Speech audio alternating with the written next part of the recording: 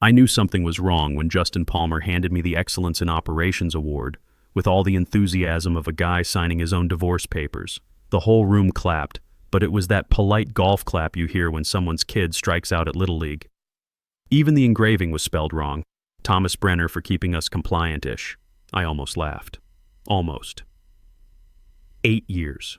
8 years of keeping Atlas Corporation from getting hammered by federal regulators. 8 years of catching filing errors before they turned into congressional hearings. 8 years of translating government speak at 2 a.m. while everyone else was updating their LinkedIn profiles. I kept this place from burning down more times than I could count, and this was my thank you. A typo on cheap crystal and a seat next to the DJ booth, while the CEO's son clinked champagne glasses with the marketing interns. Look, I'm Tom Brenner, 52 years old, and before we dive into this train wreck, let me tell you something about respect. I spent 22 years in the Navy. I know what real leadership looks like, and I know what happens when chain of command gets ignored. What happened at that Colorado mountain retreat wasn't leadership. It was a public execution disguised as corporate strategy. This executive summit was supposed to celebrate our operational heroes. Their words, not mine. All 150 of us were invited to this lodge outside Denver naturally, but nobody ever asked me to help plan it. That was ironic, since every time they screwed up the logistics, they came running to me to fix it. I found the missing vendor contracts. I made sure our liability coverage matched the venue requirements. I even corrected the lodge's safety documentation because HR didn't notice half the conference rooms weren't up to fire code. But I wasn't the face of the company. I wasn't the shiny new analytics platform they were demoing or the marketing VP who talked like he was pitching on Shark Tank. I was the guy with the corner office near legal who carried a thick regulatory binder everywhere and always had backup documentation in his briefcase. The kind of guy who got work done while others scheduled brainstorming sessions to discuss scheduling work. Still, I showed up. I even wore the Navy suit that didn't make me look like I moonlighted at the DMV. When the award ceremony started that Friday evening, I nursed a bourbon and tuned out the parade of buzzwords echoing off the lodge walls. Disruptor of the Year, Client Whisperer, Synergy Architect.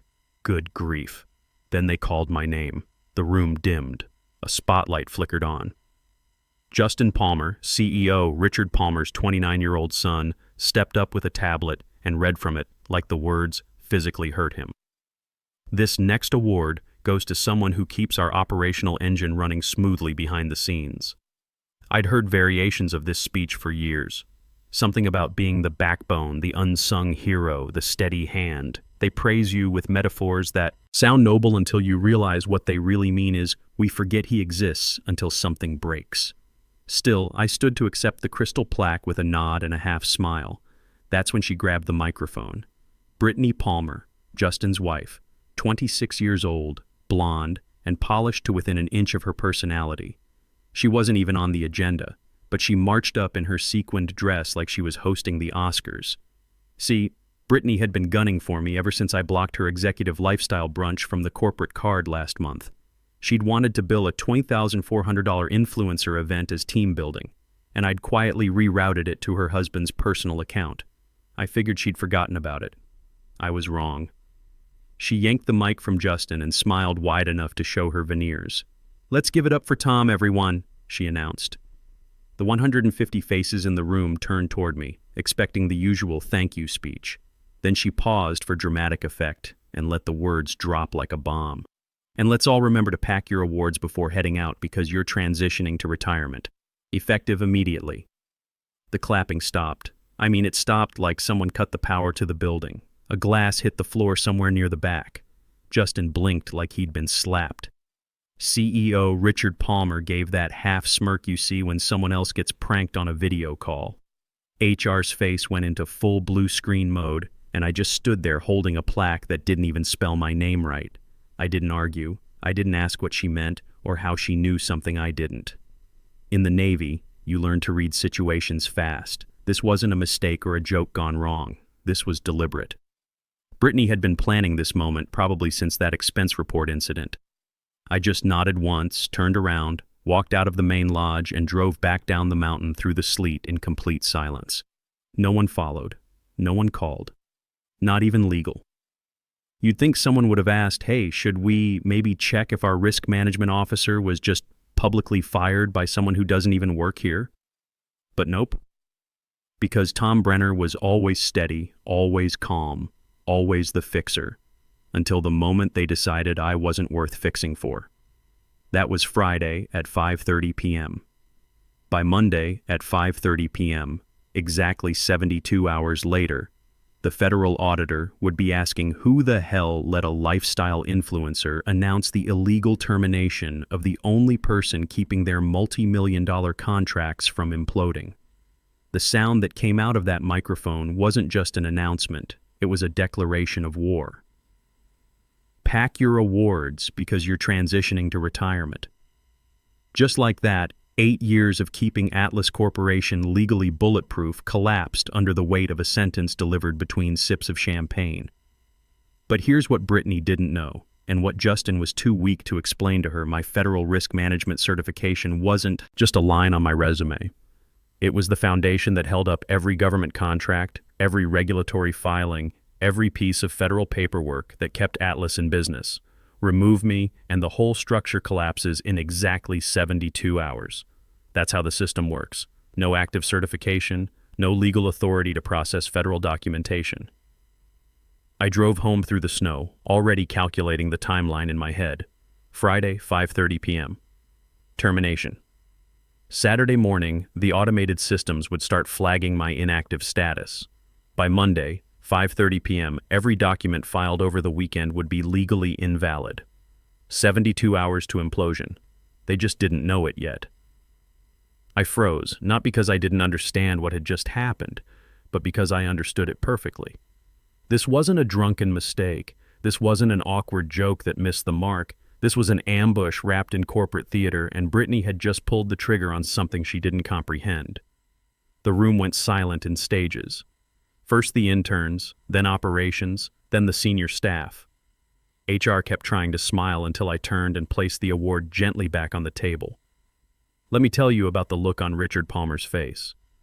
The CEO was 3 drinks into the evening and suddenly remembered he'd left his spine in the ski lodge coat check. He glanced at me, then his shoes, then made a face like he was mentally rewriting the company's crisis management playbook. Justin leaned back in his chair like he was watching a prank video, amused, slightly uncomfortable, but not moved enough to do anything about it. Brittany kept her eyes on me like she expected applause, like this was her moment to shine. And maybe it was. She'd been floating around Atlas corporate events for 2 years, using her husband's position like a backstage pass to every boardroom she could Instagram. Her background? Event coordination in Scottsdale. That's it. No regulatory training, no compliance certification, no understanding that the federal risk management system doesn't care about your husband's MBA or your social media following. But there she was, running the show like a reality TV Napoleon, completely unaware that she'd just fired the only person standing between Atlas Corporation and federal sanctions. I scanned the crowd one last time. Not a single person stood up. Not a single executive said, "Hey, maybe we should talk about this privately." Even the general counsel, a man I'd personally coached through 3 federal audits with the patience of a Sunday school teacher, sipped his drink and avoided my gaze. So I left. No door slam, no dramatic exit speech. I didn't grab my things or finish the bourbon I'd been nursing. I simply turned, walked out of the main lodge, down the icy wooden steps, and made my way to the guest cabin where I'd left my overnight bag. I packed my toiletries, folded my blazer, left my name tag on the pillow like a resignation letter written in plastic and silence. By the time I hit Highway 70, snow was drifting across the windshield like static on a dying TV channel. My hands didn't shake. My jaw didn't clench, but my foot pressed a little harder on the accelerator with each mile. During the drive home, I ran through every possible angle. This wasn't random. Brittany had been planning this since I blocked her expense report, but she had no idea what my job actually meant. She didn't understand that risk management officer wasn't just something printed on a business card. She didn't know that my active federal risk management certification was what allowed Atlas to legally process government contracts, submit regulatory filings, and maintain compliance with federal oversight requirements. My certification was like a digital seal on every piece of federal paperwork.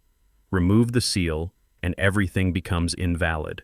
The system gives you exactly 72 hours to restore active certification before automatic compliance violations trigger. It's designed that way to prevent gaps in oversight.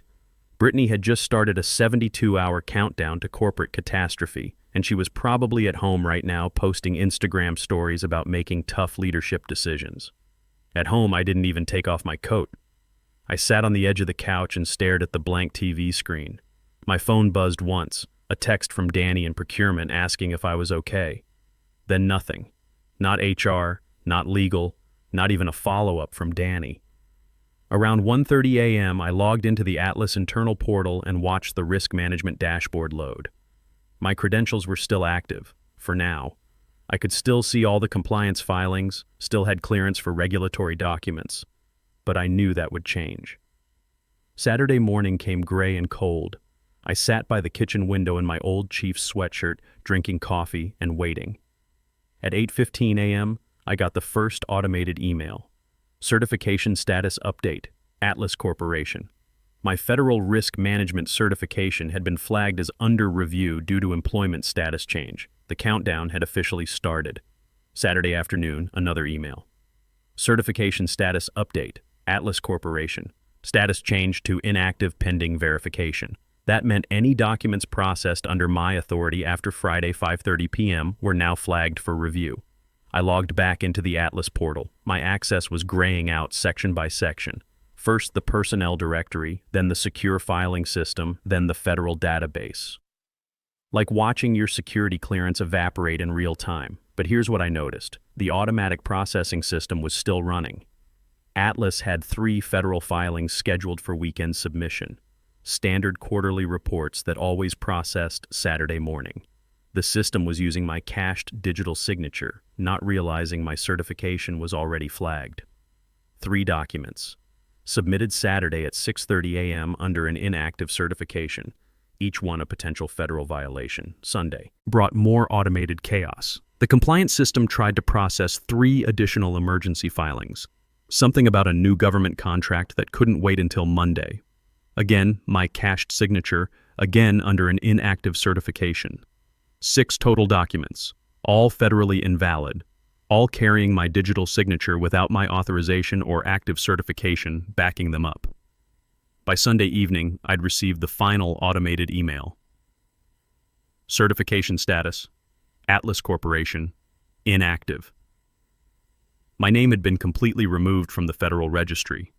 Any Atlas document bearing my signature was now legally worthless. I closed the laptop and whispered to my empty living room, 72 hours exactly. Monday morning was 18 hours away. That's when someone at Atlas would try to submit their weekly compliance summary and discover that their entire federal framework had collapsed like a house of cards. I poured another cup of coffee and waited for my phone to ring. Monday morning, 8:45 a.m. It started with an email that would make Atlas's general counsel spill coffee on his $3,000 laptop. Subject line, urgent, missing active certification on recent filings. Sender, Patricia Williams, Senior Federal Compliance Auditor. Not someone you ignore. Not someone who sends emails for entertainment.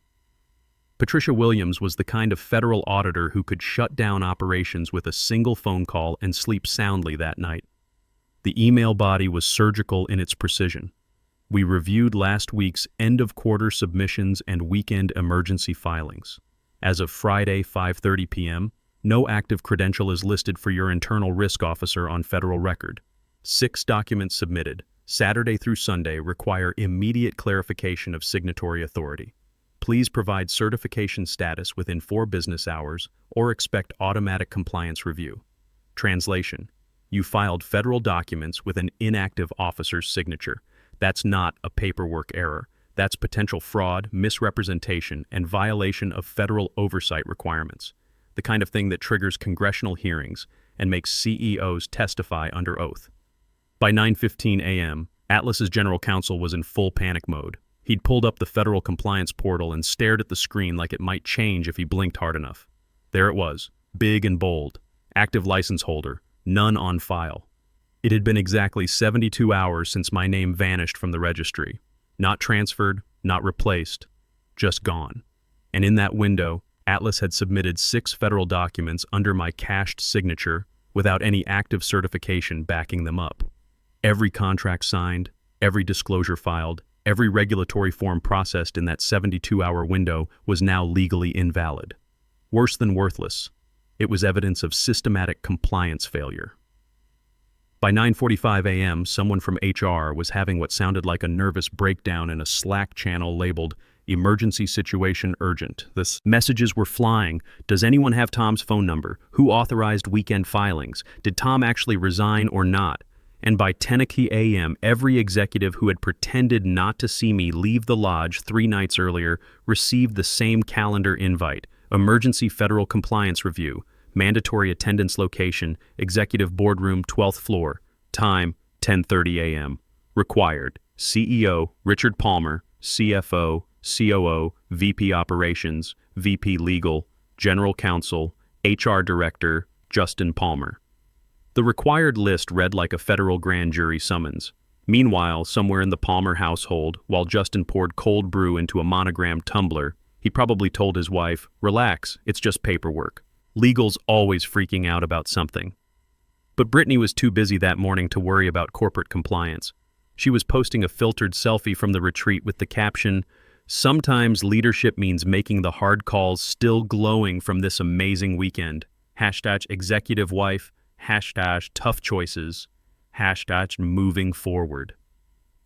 She had no idea she'd just become the star of a federal compliance investigation. Back at Atlas, the general counsel prepped the boardroom like he was hosting a war tribunal. He printed Patricia Williams's email, highlighted every critical phrase in yellow, and projected it on the massive screen behind the conference table. Below that, he pulled up the federal compliance portal showing our certification status in all its devastating clarity. The numbers were damning: 72 hours of non-compliance, 6 invalid federal documents, 0 active certification backing. One very angry federal auditor, Justin, sauntered in at 10:25 a.m., still chewing a protein bar, apparently unaware that his wife had just triggered the corporate equivalent of a nuclear meltdown. "So, is this about the compliance stuff? Because if it's about Tom again..." The general counsel turned slowly, face pale as accounting paper. Tom was our only certified federal risk officer. His credential was linked to every single piece of government documentation we process. Without him, every federal filing we've submitted since Friday is legally invalid. Justin shrugged with the casual confidence of someone who'd never faced actual consequences. "Can't we just have someone else sign the forms?" "You can't backdate federal compliance," the general counsel said, voice cracking slightly. "This isn't a vacation request form. We're talking about potential criminal referrals for misrepresentation of federal documents." The CEO, Richard Palmer, pinched the bridge of his nose like he was trying to squeeze sense into his skull. Who the hell authorized weekend submissions without verification? Everyone looked at each other with the collective expression of passengers who'd just realized their pilot had passed out mid-flight. Then someone whispered, "The system used Tom's automatic signature protocol." The screen flashed as the general counsel clicked through the weekend filings. There they were. 6 documents, all bearing my digital signature, all time-stamped after my certification went inactive.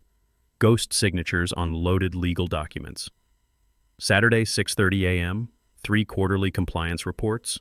Sunday, 11:45 a.m., 2 emergency contract amendments. Sunday, 4:15 p.m., 1 federal disclosure update, each one a potential felony if Patricia Williams decided to refer this to the Department of Justice. Justin's face began to shift as reality penetrated his privileged bubble. The cocky confidence faded, replaced by something that looked like actual fear. He looked like someone slowly realizing the house party he'd just hosted might have burned down the entire neighborhood. "What's the worst-case scenario here?" he asked, voice barely above a whisper. The general counsel didn't answer immediately. He just stared at Patricia Williams's email signature block, which included her official title, Senior Federal Compliance Auditor, Criminal Referral Division. Then he pointed at one word that Patricia Williams had underlined twice in her email: sanctions. The room fell into funeral silence. Outside, Denver traffic hummed along normally, oblivious to the fact that a major corporation was hemorrhaging federal compliance in real time.